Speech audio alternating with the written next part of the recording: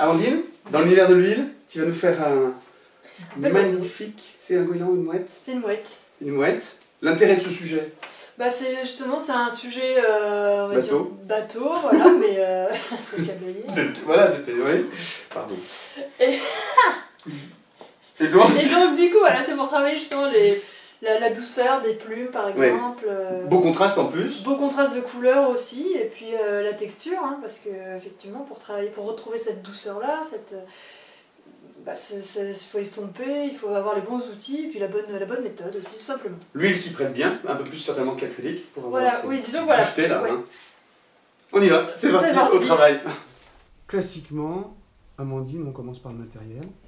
Par la présentation, voilà. Donc là on a choisi un support de toile sur un châssis. Ensuite on a comme produit, alors on a d'un côté la térébenthine, le solvant, hein, donc ça peut être aussi du white spirit, même si la térébenthine est quand même recommandée, voilà. Donc ça servira justement à nettoyer les pinceaux ou à diluer entre des couleurs. Et on a un peu de médium à peindre pour faciliter l'application de la peinture, pour la fluidifier, mais tout en gardant la richesse de la peinture, exactement. Ouais. Et enfin dans les couleurs, alors, qu'est-ce que tu prends? Alors on a du blanc de titane, du rouge de cadmium, du jaune de cadmium clair et du jaune de cadmium foncé, du bleu outremer, du bleu de Prusse et du noir. Ok. Voilà, donc on n'a pas besoin de plus. Pas grand chose, dis donc, par rapport à... Non, on n'a vraiment pas besoin de plus. Là, on a juste les couleurs dont on va avoir besoin.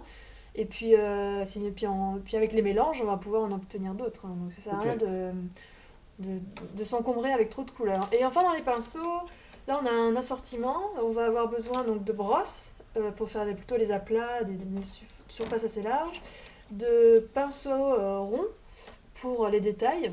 Et puis un pinceau éventail qui va nous aider justement à obtenir la douceur et la délicatesse des plumes.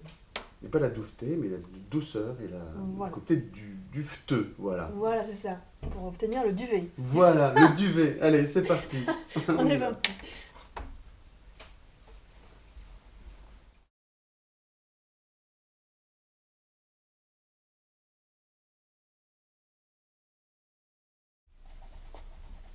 Donc pour commencer, ça voilà, chacun fait comme il le souhaite.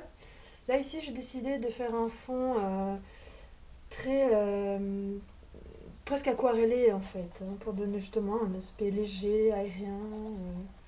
Et puis voilà, pour le côté esthétique, parce que du coup on va plus accentuer les couleurs vives de l'oiseau. Donc le fond comme ça sera beaucoup plus atténué et puis ça va créer déjà un léger contraste.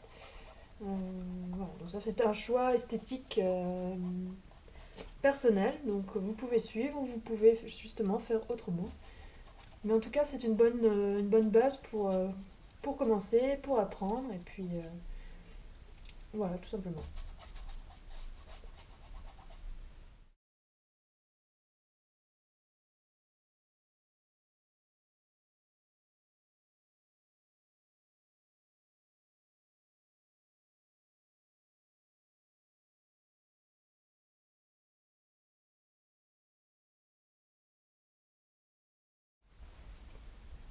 Donc comme vous avez vu, pour obtenir ce côté justement aquarellé, dilué, alors dans ce cas on n'utilise pas simplement de la térébenthine, on peut, mais alors du coup on amaigrit, ce qui fait que la peinture va être beaucoup plus mate et cassante.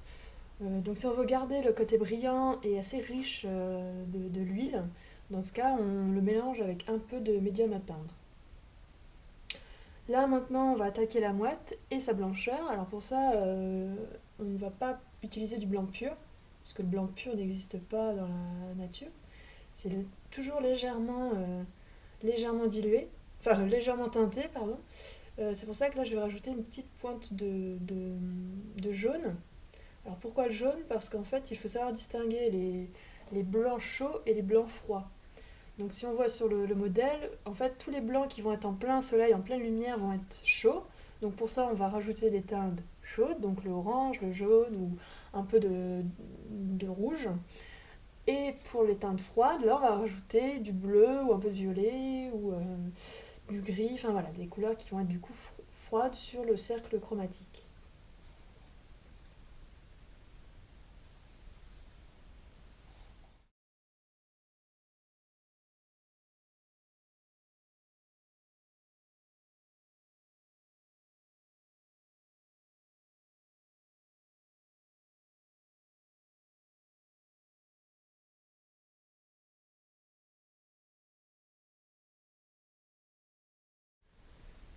plus de facilité dans la pratique, vous pouvez, comme je le fais ici, utiliser plusieurs pinceaux. C'est même pas vous pouvez, c'est vraiment je vous le recommande chaudement. Parce qu'en utilisant plusieurs pinceaux à la fois, on peut utiliser plusieurs teintes en même temps, ce qui fait qu'on obtient les couleurs plus facilement et surtout on arrive à travailler dans le frais et surtout on arrive à travailler plusieurs teintes à la fois, ce qui fait qu'on construit petit à petit le tableau plus rapidement, plus facilement et aussi avec une vision plus globale. Hein, parce que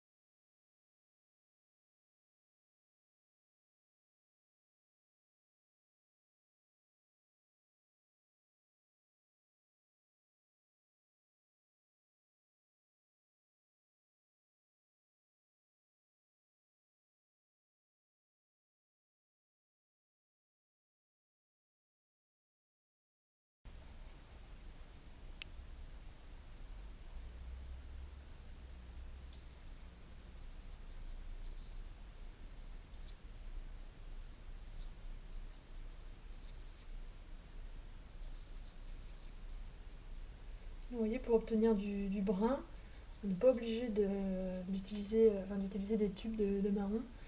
On peut très bien mélanger du bleu, du jaune et du rouge et là on obtient du brun. Pourquoi avoir une grosse palette bien fournie n'est pas forcément nécessaire. Il suffit simplement d'avoir les bonnes couleurs à la base.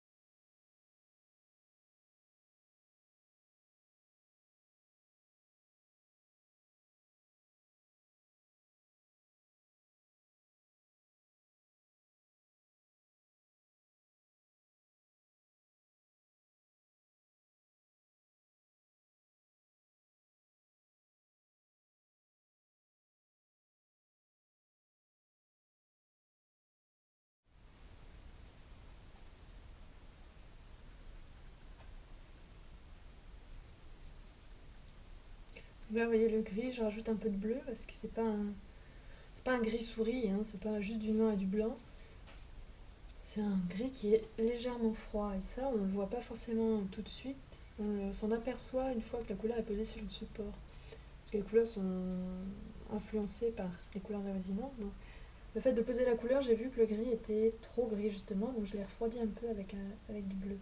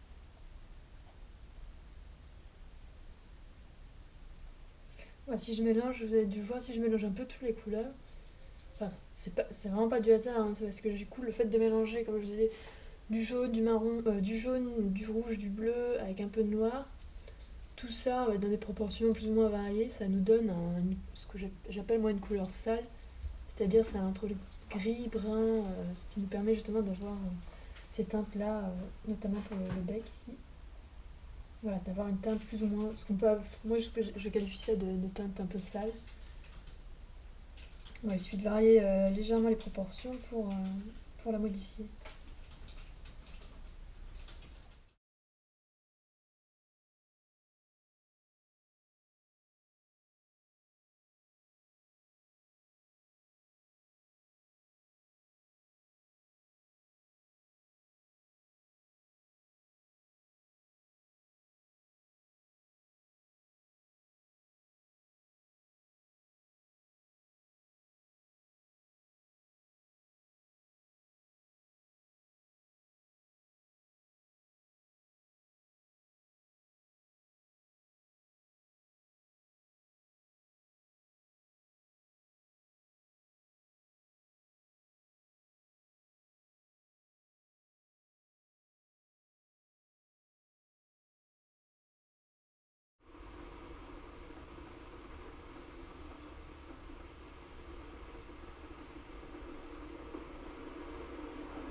Vous voyez, donc là je reviens avec les détails par la suite. Ça permet d'approfondir le sujet, d'obtenir davantage de relief et de construire forcément, de donner plus de qualité à l'aventure.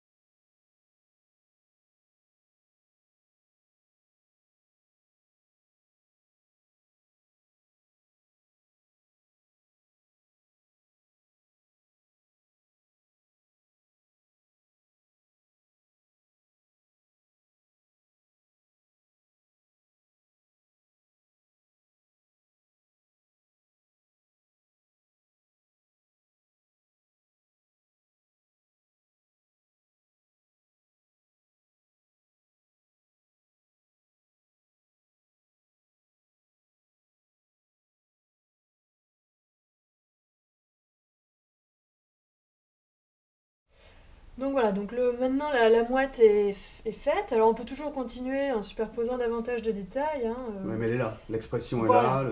Mais en tout cas, bête est là. voilà, on reconnaît bien la bête, son expression.